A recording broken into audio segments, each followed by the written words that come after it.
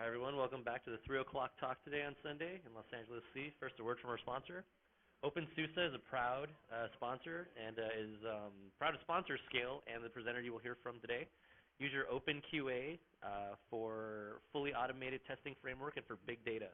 You can have a one-click install with OpenSUSE Factory. OpenStack, R, Ceph, Redis, IPython, and more are all available with OpenSUSE. Hack with us and build big data around OpenSUSE, which is based on the same technologies that SUSE uses. And now for a talk, it's McLeod presenting Linux Charcuterie, how the distribution sausage is made. And you'll find a link on the back of your badge. If you could please share your opinions with us on the speaker survey, we'd appreciate that. Thanks. Or not, depending. So thank you, SUSE. My name is McLeod, and thank everyone here for sticking around until almost the bitter end. I appreciate it. I hope you'll enjoy it. My name is McLeod. I'm a developer at Red Hat, and I have this cheekily named presentation called Linux Charcuterie, How Distribution Sausage is Made. Let's start with a definition. So charcuterie is prepared meat. You probably already noticed that there's a bit of inaccuracy in what I said. Charcuterie isn't just sausage, it's also some other prepared meats. They're all delicious in my experience, and they're primarily made from pork. So bailout opportunity number one, I am not actually here to talk about pork products. So if that was genuinely what you understood the subject to be, I won't be offended if you leave. But what I did want to make sure, and I don't, not everybody necessarily knows the little slang I'm using here, but this is a reference to a joke that you don't always want to know how the sausage is made because you might not want to eat it anymore. And I'm from Chicago, so there's a history of, way to go, unappetizing sausage production techniques that's associated with Chicago, but no. But this is about something that's not at all like that. So the analogy breaks down almost immediately. The idea actually came from a coworker of mine, Joe Brockmeyer, who, like me, has been a very long-time user of a variety of Linux distributions, but acknowledged that he didn't have a clear idea of how these things, I won't go to that yet, the individual details of how these things are made, the actual nuts and bolts of how you go from a big collection of open source software to something that you can get on an ISO or on a USB stick. And I realized that until 2 or 3 years ago, even though I've been at Red Hat since 2001, I've been using Linux since 1996, and I honestly didn't know a lot of the nuts and bolts details myself. I'd installed Linux many times. I knew how to build individual components, but I had no idea how the big collection of software is actually put together and becomes a distribution. So that's what I'm hoping to talk about here. I think that that's something that's very important. It's not unsavory at all. It isn't about making bad sausage. It's about making great sausage. And I'm kind of ashamed, actually, and I think it's unfortunate that someone like me or someone like Joe didn't know more about it. So hopefully we'll remedy that a little bit here. Hey, Joe. That's Joe, ladies and gentlemen, Joe Brockmeyer, the originator of this JZB, or Zonker, as some of you know him. So very briefly, I'm going to talk about this, as you might have noticed from some of the material on this slide template, in the context of Fedora. So I'm going to try and talk about the construction of a Fedora release from start to finish at a pretty reasonable level of detail. I'll go on to compare that a little bit with some other distributions. I want to emphasize that this is not a competitive comparison. This is not meant to be combative. One of them is SUSE, or rather OpenSUSE. I've had a great talk with some of the people involved in OpenSUSE distributions. Talk a little bit about it, Debian, as well. And then finally, I'll touch on a few things that are changing the criteria by which we decide what actually goes into a distribution, what it is, and how that might change things going forward. So this is at a level of detail where I hope if you're a user but not someone who's necessarily contributed to the distribution construction process, you might find it interesting. So if you've installed an RPM but haven't built one or haven't created one from scratch, for example, that's going to be interesting to you. If you are actually, for example, the Fedora project lead like Matt Miller, you might find some of this redundant, but you can correct me where I'm wrong. And I hope by the end that you, as I said, will understand and appreciate what distributions do and maybe even be interested in contributing to the process. That's something that I've started to be able to do myself inside of Fedora. So I have a pure sausage gimmick here going along with it. So I have two pictures of sausage. This is number one of two. If anyone can give me correctly identify this, I will give you a Girl Scout cookie. Or whoever answers first, even if they're wrong, if nobody else gets it right, I'll give you Girl Scout cookies. And we have thin mint. No, it's a specific type. So we have thin mint. What's it? Blood sausage. No, it's not blood sausage. We'll maybe do one or two more. It is saucisson sec. It's dried pork sausage. It's primarily French. I wish I had never been introduced to it. It's delicious. So, do you want thin mints or peanut butter? Thin mints. All right. Oh boy, that was a stupid question. These are my favorite, actually. So, all right, that's gimmick number one out of the way. Thank you, sir. So I thought I would frame this, the Fedora portion of the summary, with something that was very loosely inspired by an improvisational comedy technique that funny people do. It's not me. Where they take audience suggestions and then they construct a 60-second play and then they compress it over and over again until they're performing it in 1 second. So we're instead going to start at 60 seconds and then blow up out. Okay, cool. This is the play. There is no actual play. It's just an idea. So here's the Fedora release process. I got this just for this talk, so I'm going to use that. No, I won't use that yet. So here it is, and none of this is meant to make sense right now. The hope is that at the end, when we look at this again, it will make sense to people. So the old release is branched. This is the only slide I'm going to read directly, by the way. I apologize. No, you're not supposed to do that. The old release is branched. Rawhide accumulates packages and updates, which are tracked in packagedb and Bodhi, and stored in distgit and built in Koji. Distgit, sorry. The upcoming release is branched, so the upcoming release is, say, F22. New features are completed or dropped. Progressive release criteria are added prior to alpha, beta, and GA releases. Test composes and release candidates are generated and evaluated against these criteria, and if all deliverables meet the criteria, the milestone is released. When the milestone is GA, Fedora is released and we are done, and so we start over. Matt, is that accurate? All right, fantastic. It's a good start. Oh, boy. We have a journalist in the room, ladies and gentlemen, and an editor. What is missing from this, moving on, is a whole accumulation of tools and processes going back, I think it's fair to say, at least 20 years, actually, in the Linux space.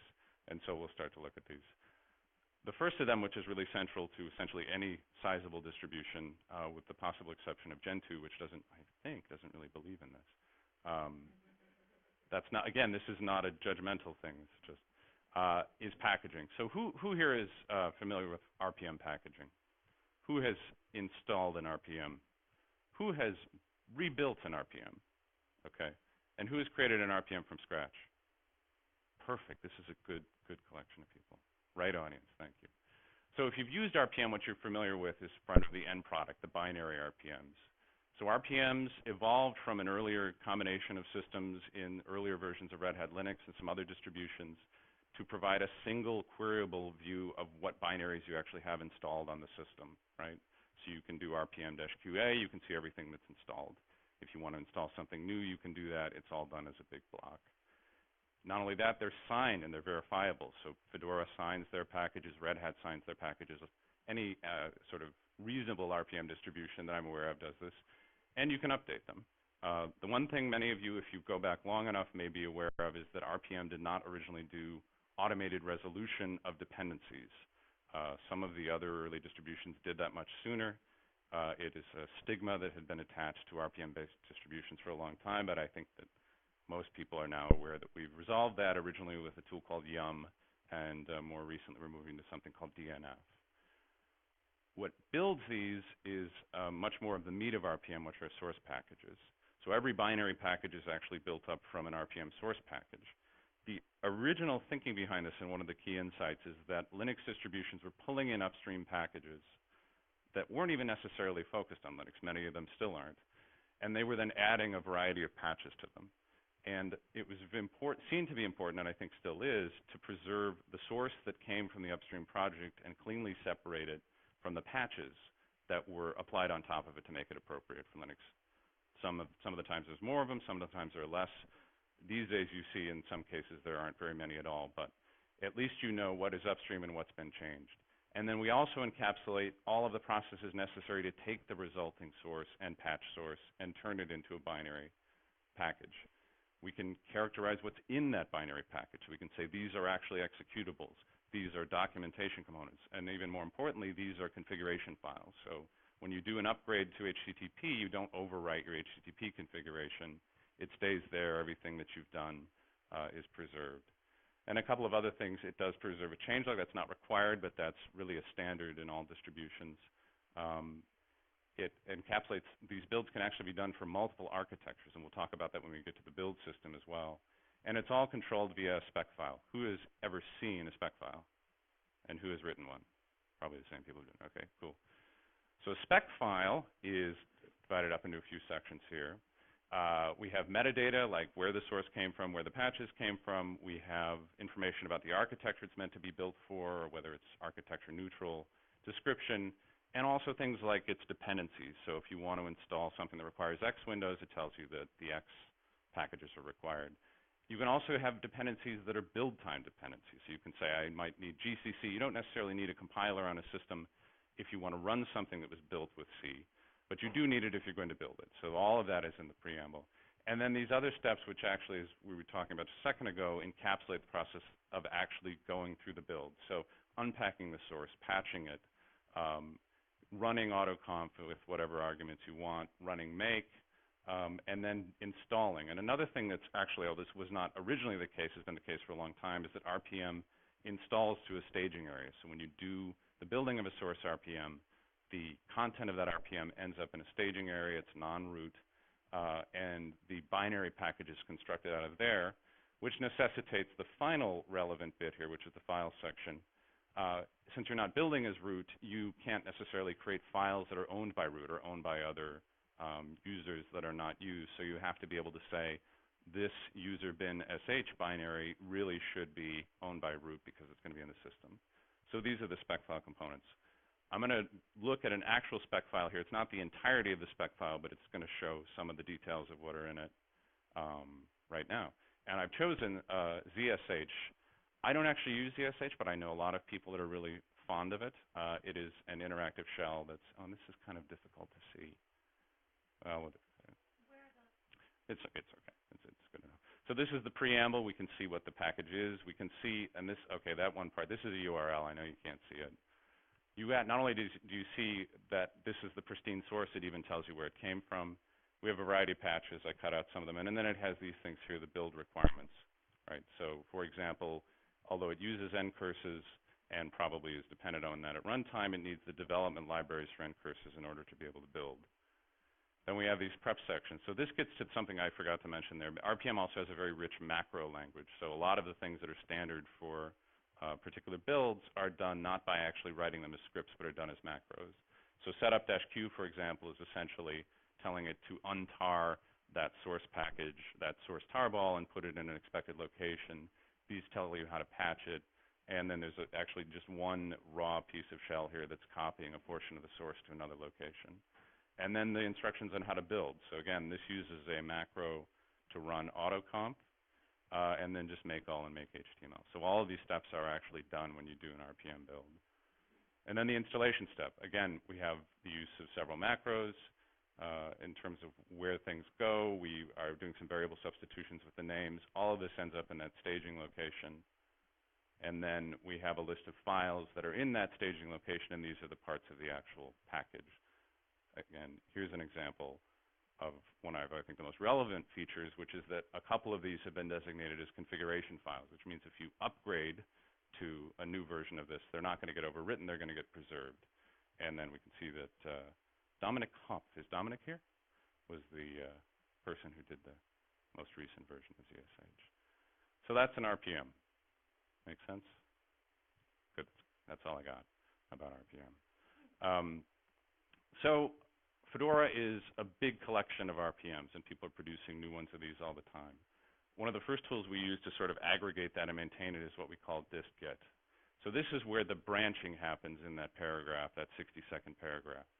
It tracks all of the content necessary to construct one of these source RPMs, but for multiple release streams.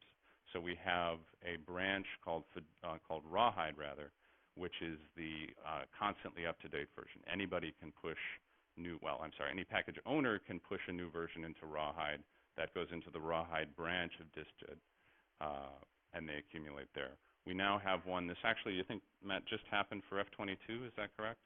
So we did do F21 is the current actual release. For F22, a branch has been created in the system that is distinct from Rawhide. That is where F22 development is going to be. So there can be one package that is the most recent, up-to-date version that people are using for testing in Rawhide, a completely different source RPM and set of sources in preparation for F22, and it goes down the chain like that. There is also one for updates to released versions, I think going back to F20 at this point would be or maybe F19, and sometimes older than that, but yeah. So what is captured in this? This is actually a Git repository, and the branches are real Git branches, if you're familiar with that. It's got the spec file, the patches, but it doesn't have the base sources. This is an interesting thing. So Git is not particularly good at handling big binary files. So the one thing that you will not find in there are the base sources. They are handled in a slightly different way. Another thing it lets us do is have control of who can do what to what branch. So it's possible, for example, to have someone who is the maintainer for the version of ZSH that is in Fedora 20, but maybe they don't want to be keeping up to date with the new releases, so you can have a different person or collection of people that do the release updates for newer versions. And did you want? Right, and actually, so this, I unfortunately don't have any slides on this, but there's a big portion, actually a very popular portion of what Fedora does, which is to rebuild some of the packages in the Fedora package set for Red Hat Enterprise Linux. That's called EPEL. So you might have some people who do the EPEL versions of these builds, and a different set of people who manage the versions for the Fedora releases. That's actually pretty common.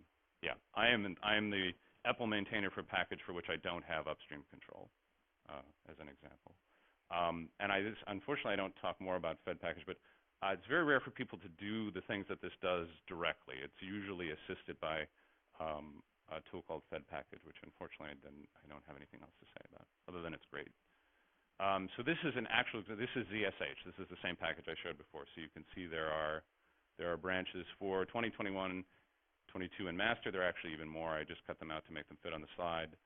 You can see that the spec file, the thing we looked at earlier, is there. Some of the patches are there. In fact, you'll have to take my word for it, but all of the patches are in there. But the tar file is not. Instead, there's this thing called sources.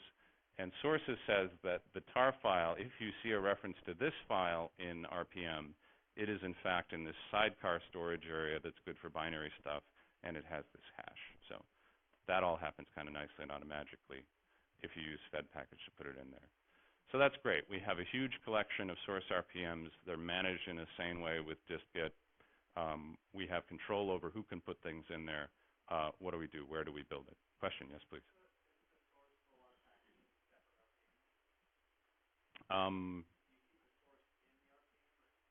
So when you actually, yeah, I'm sorry, I don't go into that level of detail on the RPM part. When you build a source RPM is a single file that actually captures all of this all gets shrunk into the same file, and that itself can be signed. And then when you build it, the binary RPM is also another file. So these are the things that are in dist-git are the individual components that can be combined to make a source RPM, which is then a single file representation of that. Yes, sure.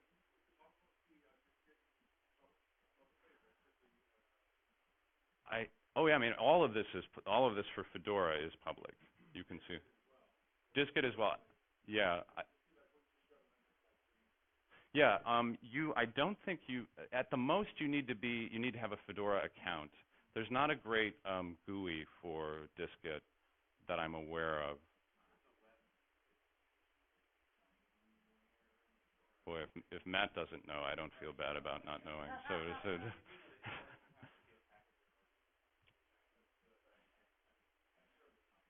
we don't make any real effort to keep. I mean, you can't push stuff to it unless you're a package maintainer, but you can see all that. Absolutely. Yeah. Yeah. Okay. Matt can help you with that afterwards, because I actually have a flight an hour and a half after the end of this presentation. So. Oh yeah, of course, yes, that's what you mean. Get a Fedora account. I'm going to talk about that at the end a little bit. Probably should talk about it more. But anyway, so we end up with all these packages, but that we haven't actually talked about how they're built, right? So where do I build it?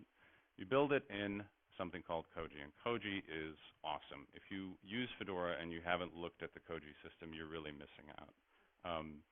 Koji is both the software and an implementation of that software that builds all of the packages in Fedora for every release, and has done so for I think at least 10 years. So the infrastructure is large.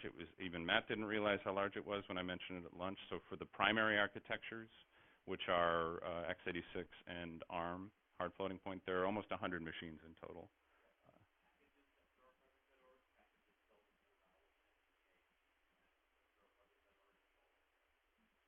Okay, this is relative to the other one. And there are actually multiple Kojis. There we have these architectures that are not primary, so PowerPC, 64-bit ARM, and S390, and each of those have their own Koji setup. So there are, for example, 10 mainframe slices that are available to do builds for Fedora. Question?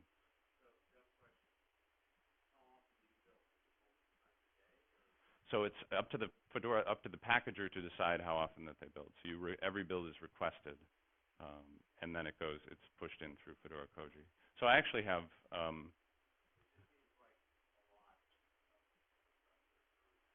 I think we manage 5,000 package rebuilds every week, more.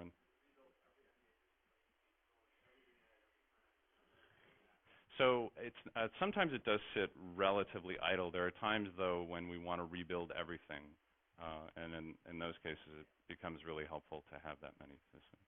I just thought, I think a few of them are, some of them are virtual machines, but all the ARM stuff, for example, must be bare metal. There's really very little virtualization in ARM.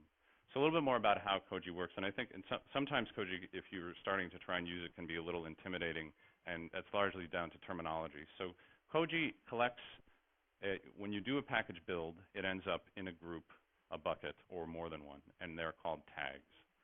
Tags have inheritance, so you can have the tag for F21 inherits actually all of the old packages from previous Fedoras. And you can build in the sense that you have a build of yours has access to the content of one tag, so let's say F21 and all its updates, but the result of your build doesn't immediately go back into that set of packages. It can go somewhere else. And we call that a target, actually. So the examples I have down here, some tags, which are entire collections of packages, are, say, F21 or F21 and its updates. But another tag is this thing with a fairly suggested name of F21 updates candidates. There's a target called F21, Fedora 21, that builds against the content that is already accepted into Fedora 21, but then deposits the result of the build into something called updates candidates. So you don't immediately get into Fedora just because you've successfully built something. You go into another location, which we'll talk about in a second. Now, the actual building is done with a tool called mock. Who is familiar with mock here? Raise your hand. Okay, good. So I can talk about it.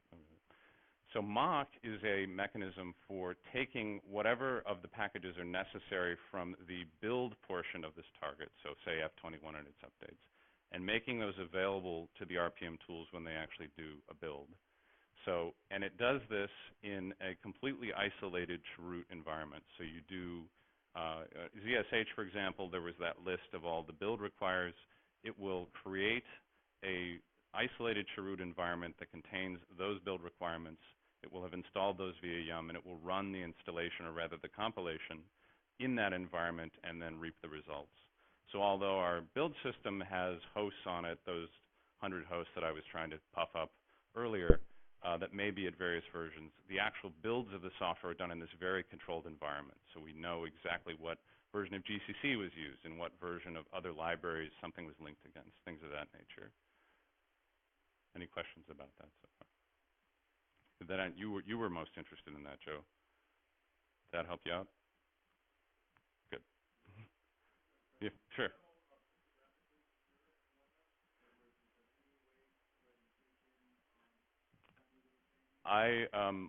Well, so the changes are always tracked in dist-git. The builders themselves, I've never seen one or gotten anywhere near one, even though I'm a Fedora contributor. They're extremely tightly controlled. So, in fact, they're not. And another thing to point out is that they don't have access to the internet, generally speaking. The only thing that they're allowed to see is the content that's already in Koji, and that's partly for that reason as well. No one can sneak in something that says go out to this location and pull in some Trojan code. Is that accurate, Matt? Yeah. Okay. Cool. Oh, and so let's see if this may not render very well, but I do have the example of our standard test package here, which is, of course, the network probably won't work on demand, right? Like this.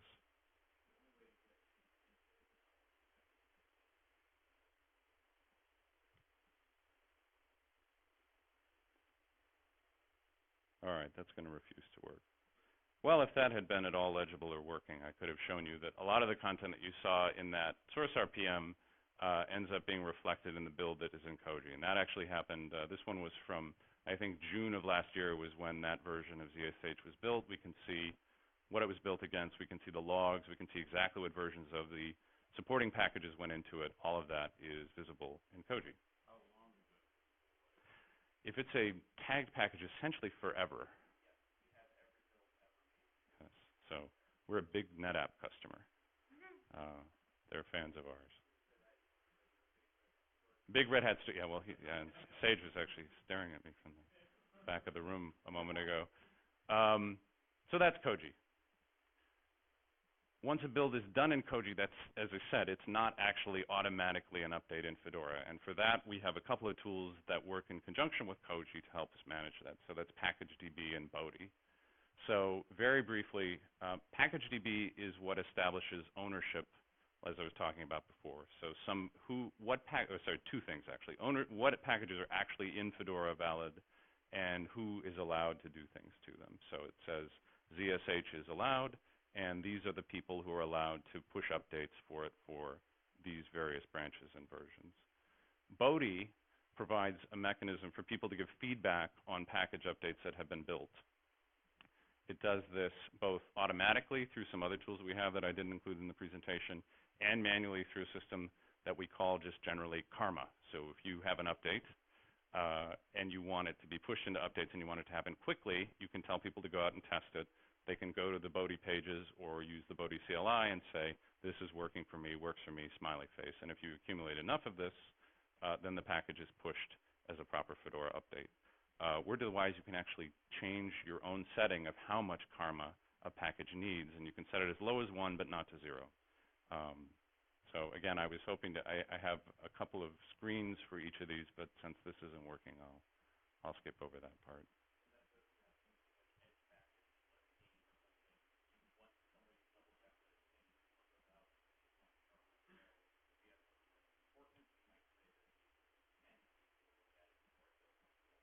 Right, right. Although the other thing, for certain categories of packages, just spending enough time available as a testable update allows you to then request that it be moved into the proper updates. So those are still more components. At the end of this, we still have what is essentially a big pile of packages. We don't have a CD, we don't have a USB stick. We just have a bunch of packages that everyone has said are good and work. So what do you actually do with these? So this is sort of the home stretch. These are the final set of tools that put it together and produce something that we can give out in the booth. And I think this captures the essential ones. So I'm sure Matt will again correct me if I'm. So we've got 4 things here. First is that we can go from these tags, these collection of packages, to repositories. And that's what the tool called MASH does. So it says take everything that's in F21 or F22 and turn it into a Yum repository. Or take a certain subset of things that are in this inside of Koji and sort of apply some rigor to them and end up with a Yum repository at the end of it. One relatively obscure thing that it does, just touch on very briefly, is that for 64-bit, it has the intelligence to know which packages that are also 32-bit it should pull in. It's this multi-arc thing, if anyone's familiar with that. You may have noticed if you use 64-bit Fedora, some of the 32-bit packages are available. MASH is the thing that actually determines which mirrored 32-bit packages should be in there, and it takes the steps to pull it in. Anaconda, who knows what Anaconda is relative to Fedora? Okay, good. So if you install Fedora, or RHEL for that matter, Anaconda is the thing you see that actually does the install to put it on your system. So, or what? Or CentOS, that's right. Yes, we'll talk about those in a moment.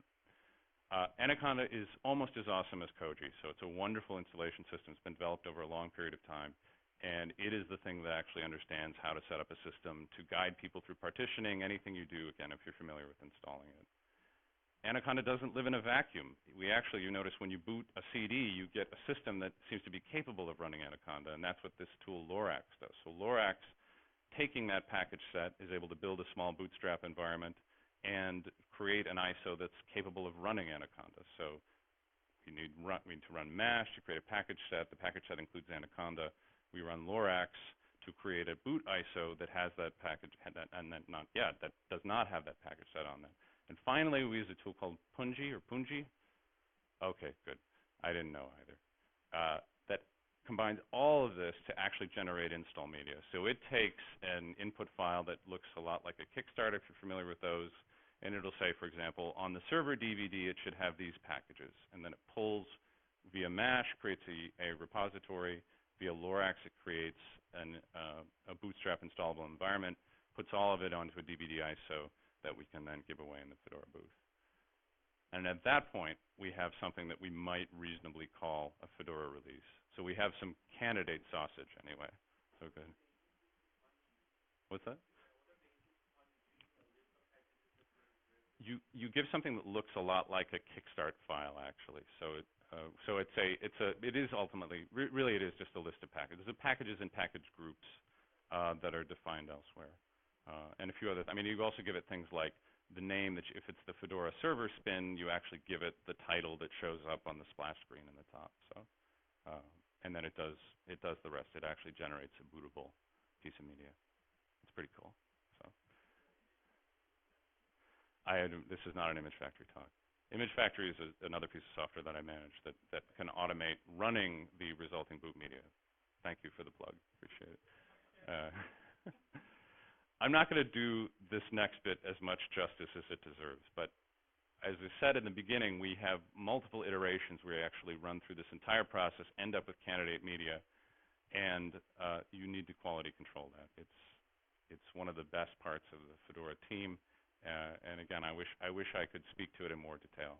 But basically, QA are the people who determine what the processes and the criteria are for calling something the alpha, beta, and gold releases.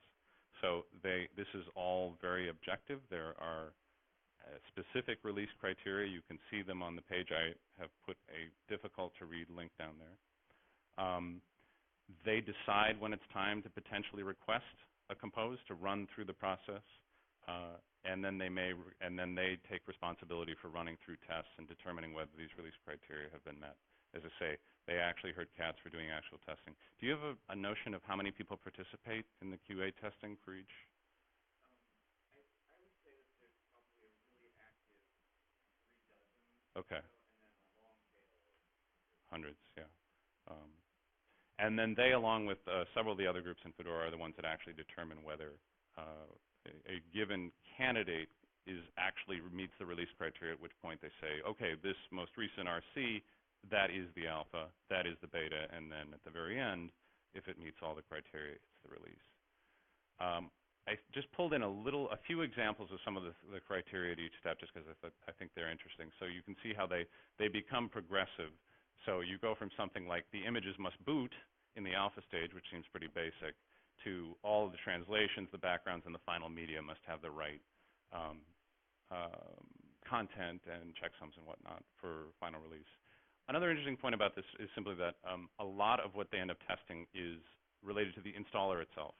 I think Adam, who does this for Fedora, has for several releases said that over half of the criteria and the bugs that they find are actually related to the installer, not related to the packages, which is interesting because it means that the people who are funneling packages into Fedora are doing a lot of their own QA and testing to make sure that when a package that is not central to installation goes in there, that it's actually working.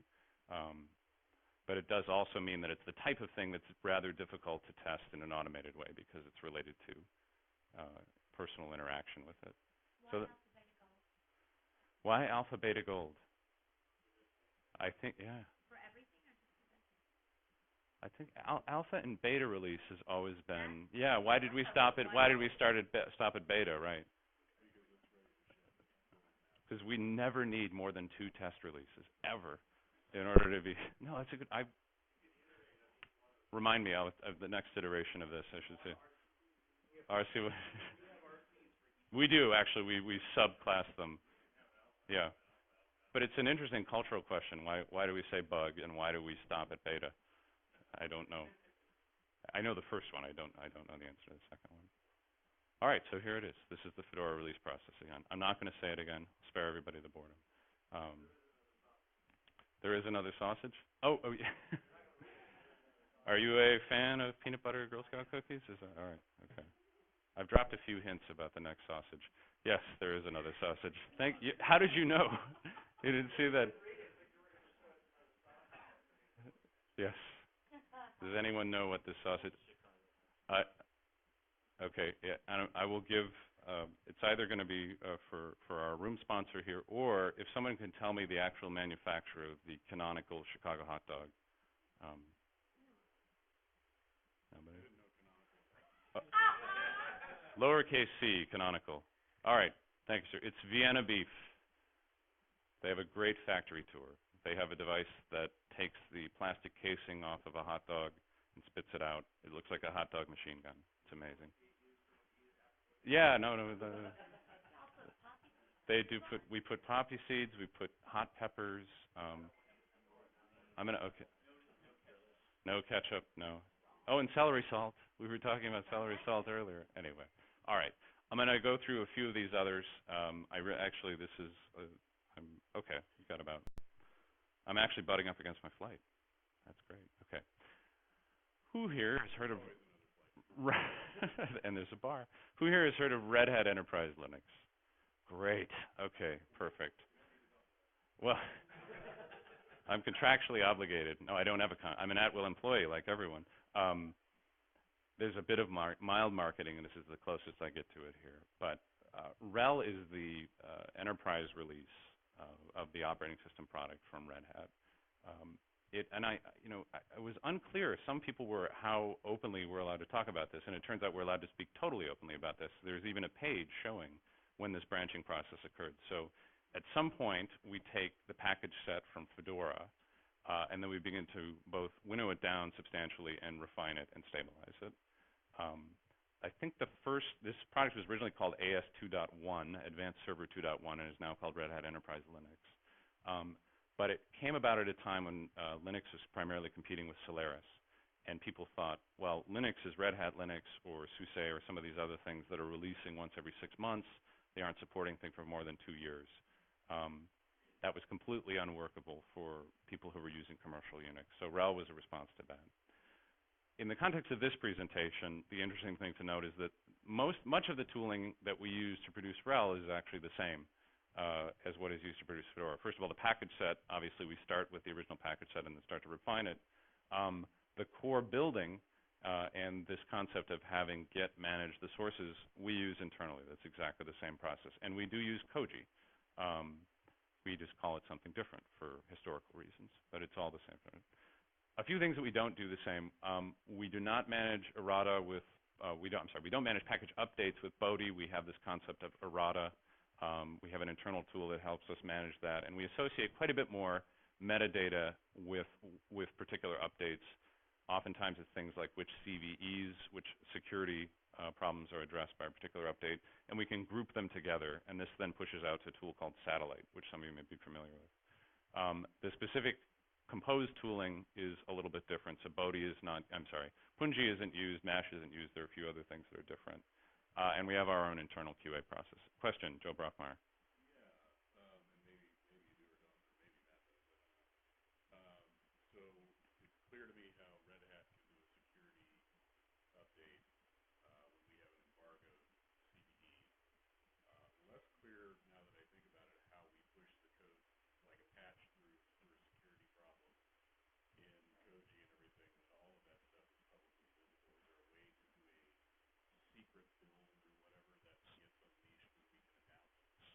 So the question was, is there a way to keep this secret? The Koji, if we have something like an embargoed security errata, can we keep the code that fixes that secret?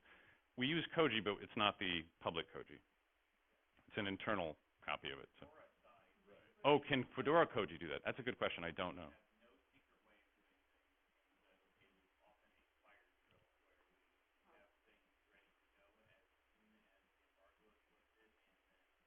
Run a build.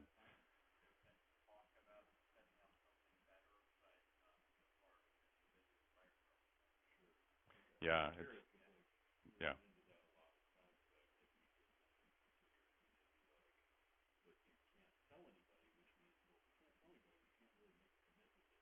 Yeah.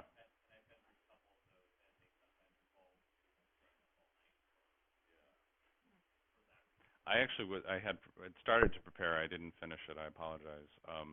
Examples of two updates to two packages that people will immediately know why they're relevant. One of the packages was Bash, and the other one was OpenSSL. And you can see this. One of the interesting, I mean, the Bash update was available very quickly. The Koji build was. So, question is. I am going to talk about Atomic at the very end. So, CentOS. Who here has heard of CentOS? Cool.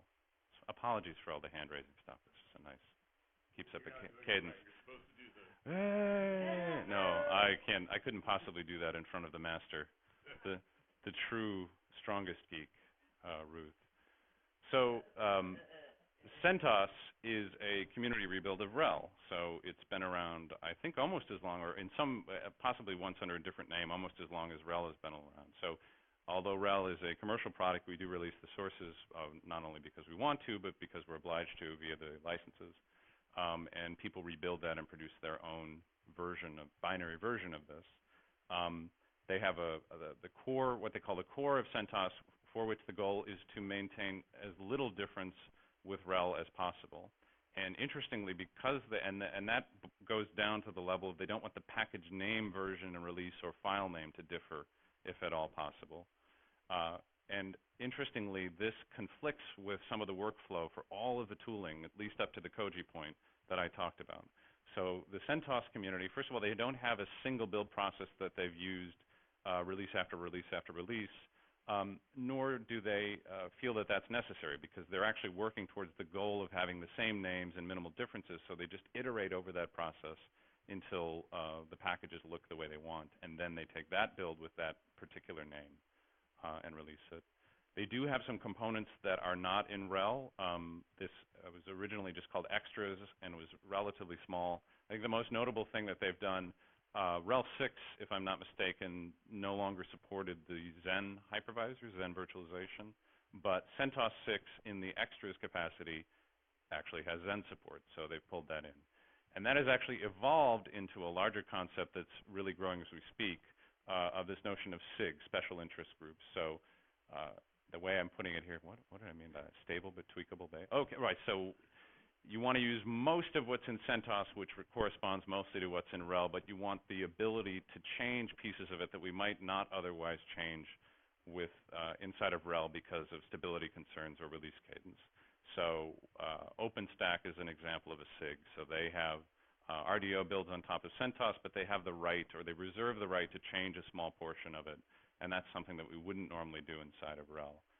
Atomic is another SIG, is it not, if I'm not mistaken? So this is the idea that there are groups that are very rapidly changing upstreams that actually want their operating system base to be relatively stable. Yes, question?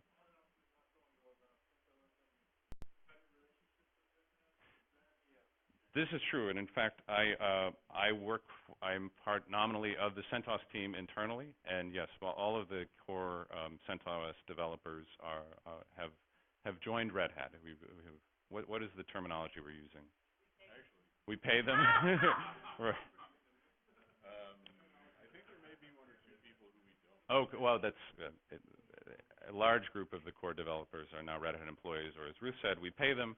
I mean, interestingly, there's not that much to own about CentOS, right? I think the only actually concrete thing that changed hands there may have been the trademark. But certainly, in terms of the social relationships and the real core of what open source development is all about, we're now quite a bit closer than we were Um,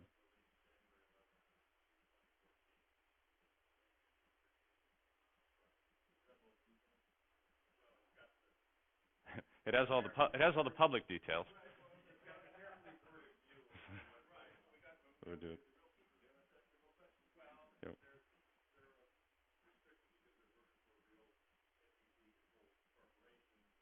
Yeah.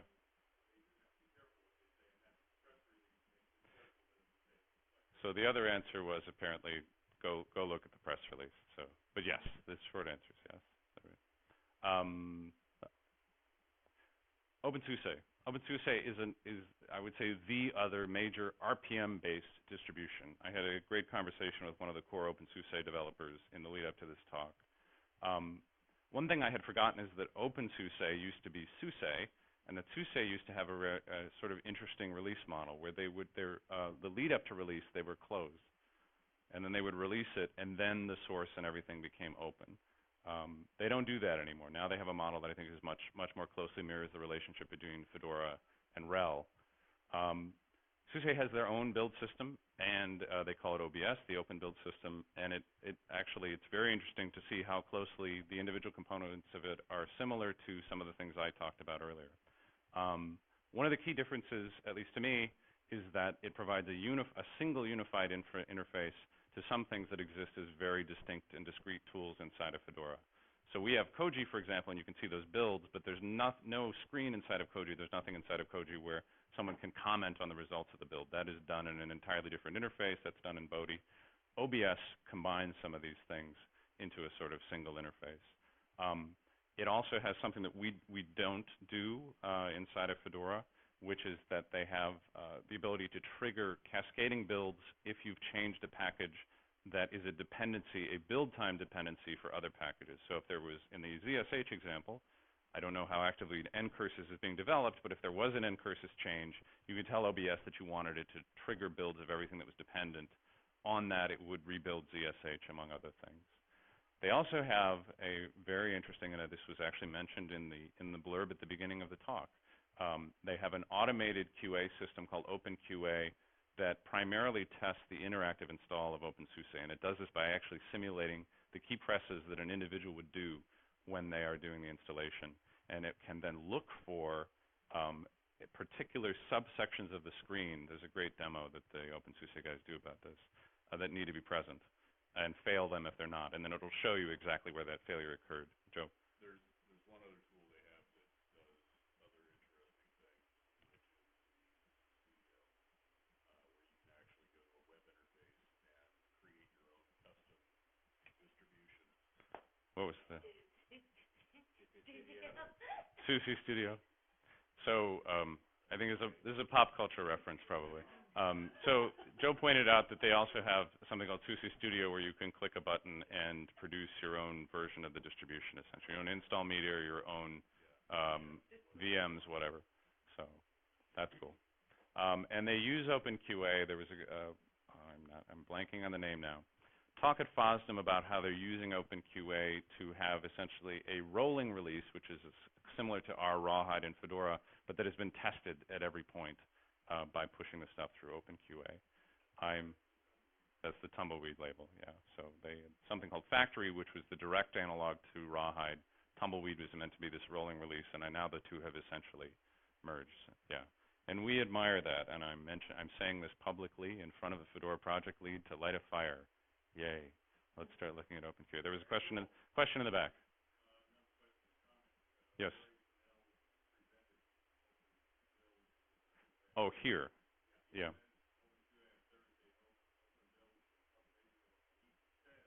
Yeah.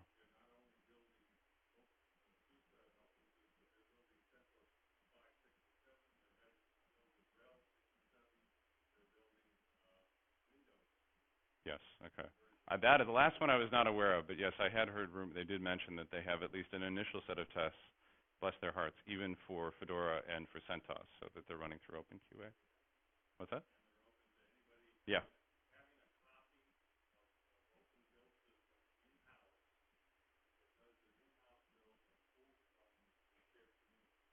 Cool. So against all expectations, I only have 10 minutes left, so I'm going to I do want to do, again, I had a nice conversation about Debian. I'm going to admit I have never been a Debian user. I have installed it a few times, but in all this time I haven't been a Debian user. But I did want to give it a little bit of its due. A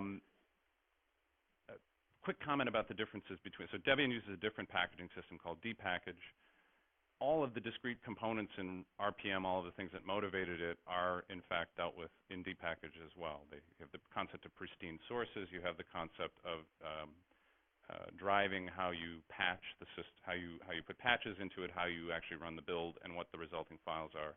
The most interesting thing to me as someone who had not looked at it in detail before, and to contrast with RPM, is that it was much less prescriptive than RPM is in some areas. So the component in dpackage that drives the build is just a makefile. It can contain literally anything. And then over time, they have evolved a series of, in some cases, competing projects, to streamline that so that the end result is something that looks more like what I showed in the RPM spec file. They have a system that is roughly analogous to Koji called build-d, so it builds for multiple environments. One interesting thing that's definitely different is that package maintainers in Debian can upload not only a source package, but at least one binary build of their source package when they submit it, which is something that certainly since the introduction of Koji, Fedora has not allowed. And they pointed out there's at least one case where this is really useful, which is a somewhat obscure one, but let's say you have QEMU, which is an emulator, and you've got it running the emulator for MIPS, and you want to compile the BIOS code, the bootloader code for MIPS, so that you can run a MIPS bootloader on QEMU. Although the result is a package that you'd like to be able to install anywhere, it's essentially architecture neutral because you want to be able to emulate MIPS on ARM or i386 or anything. You have to compile it on a very specific piece of hardware. So they let people compile stuff and upload it, upload architecture neutral packages that have been compiled on a specific architecture. The other quick thing, I wanted to do more statistics in terms of number of packages and whatnot, but Fedora and Debian, I think, are the largest public distros by a good margin. Fedora has about 20,000 source packages, which corresponds to over 30,000 binary packages, and I think Debian has a little over that, something like 25 or 30,000 source packages corresponding to about 40,000 binary packages, so quite large. I apologize if your favorite distro was not in there. Ubuntu is great. I just couldn't get enough information about how they work on it. Arch, Gentoo, any others? Shout them out really quick so we can. Atomic. Oh, well, we'll get to that. Mandriva, thank you. A couple of very things, and again, I'm running short on time here. So Matt is going to do a great presentation, actually in the very next slot, on something called Fedora Next. And one component of Fedora Next is this idea that 30,000 binary packages is an awful lot of packages. And that applying the same standards to all of them, it probably doesn't make a lot of sense, and that perhaps we should start thinking about having a core group of packages that get perhaps the OpenQA treatment. There's certainly a case for OpenSUSE. They don't OpenQA everything all the time. They OpenQA core set and work out. Another thing that is a sort of an analog or complements the idea of Koji is I think it's been about a year and a half, which is called Copper. Copper is a build system, but it's not a build system that applies any of the rigor or release-based metrics or processes that are associated with Koji and distjit and all of that release process. So anyone, I think you do have to have a Fedora account, but once you have it, you can push a variety of source packages into it, do builds, do them against multiple targets, and have a sort of isolated repository of your own that contains this software, and you don't necessarily have to interface with the Fedora release process or even the Fedora approval process until you're ready. Another thing sort of loosely related to this is software collections. I'm not going to do this justice, but essentially another element of Fedora and RHEL is that there's a single official version of a lot of packages. There's, we have some ways to work around this, which are a little bit messy, but what if I want to have 3 different Ruby runtimes or 5 different Java runtimes on my system? That is very difficult. Software collections is an attempt to fix that. And there are a few other ways of providing non-core package sets. SIGs in the CentOS world are looking at doing something similar, where we would have different collections that might override components and have different versions. All right. Atomic, Cloud, Docker, you asked about this. So Joe, when you did a talk, you can look for Joe Brockmeyer's talk from yesterday, going into Project Atomic in great deal.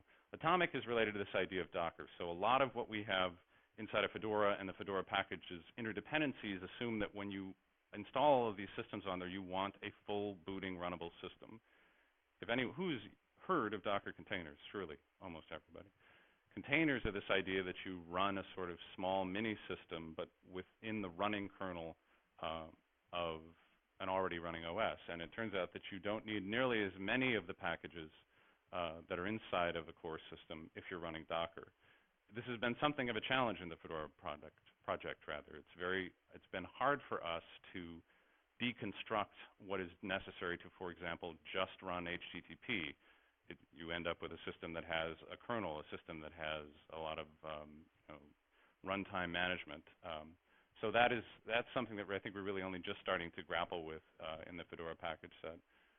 Project Atomic is something that lets you run Docker containers on top of a very minimal and atomically upgradable and downgradable system underneath it. So Atomic, very briefly, lets you specify a set of RPM packages and generate an alternative media for installing a full RPM-based system. So you say, I want just Docker and some of the Docker management stuff.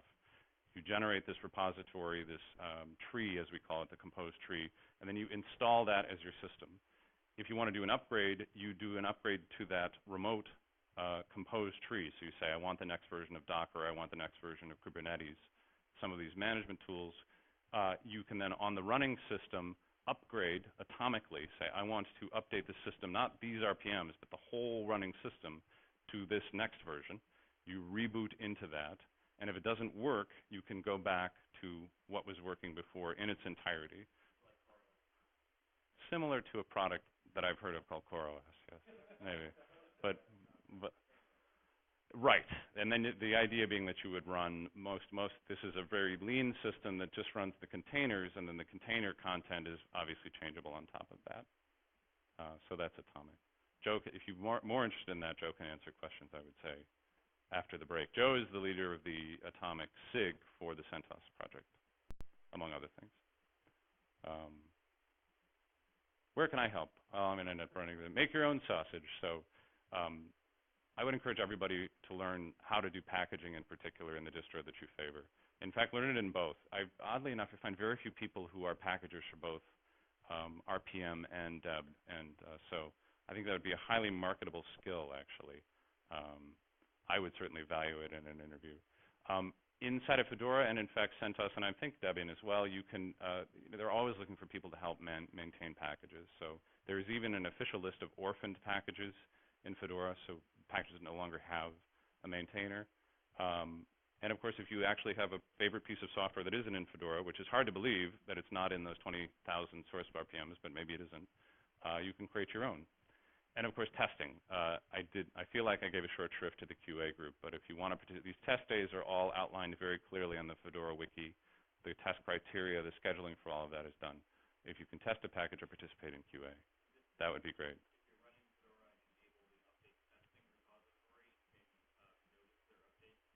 Yeah. Yeah. So what Matt said, and something I didn't touch on in detail, is that when you do a potential update, it ends up in a repository that you can optionally enable called updates testing. So if you're brave or helpful, enable that, look for updates and do them. Brave or helpful, or brave and helpful, do that. So I wanted to acknowledge a few charcutiers. This is a real term here. Is one who makes charcuterie, who helped me with this. So Adrian is from the OpenSUSE project, is responsible for all the correct details in whatever I said about it, but I'm responsible for anything that was wrong. Don Armstrong is one of the people in the Debian booth who was extremely helpful in talking through some of the details there. Adam Williamson, Fedora QA manager, Matt Miller, Fedora project lead, and Dennis Gilmore, who I hope I didn't spell his name wrong. QA monkey, and then Joe and Gina. Jenna, gosh darn it, it's every time I see it. Joe and Jenna. Help a minute. Any questions in the next 2 minutes? Yes, sir.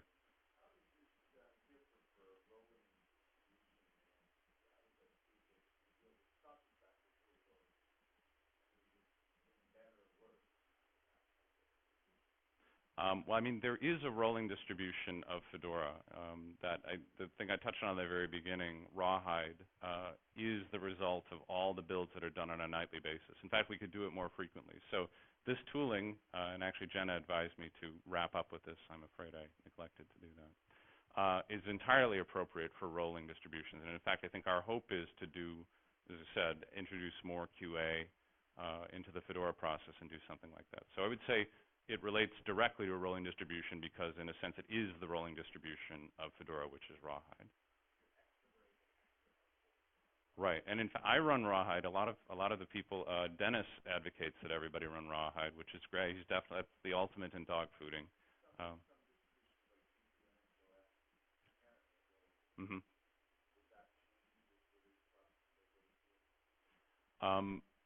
Yeah, I think it does, and I think OpenSUSE is the one that I'm aware of that has done has I think the most impressive version of this right now with what they're trying to do with Tumbleweed.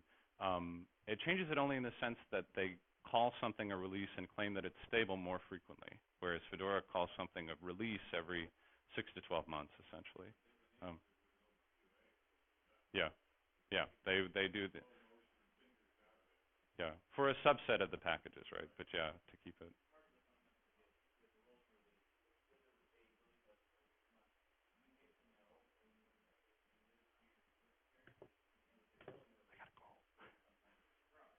Yeah.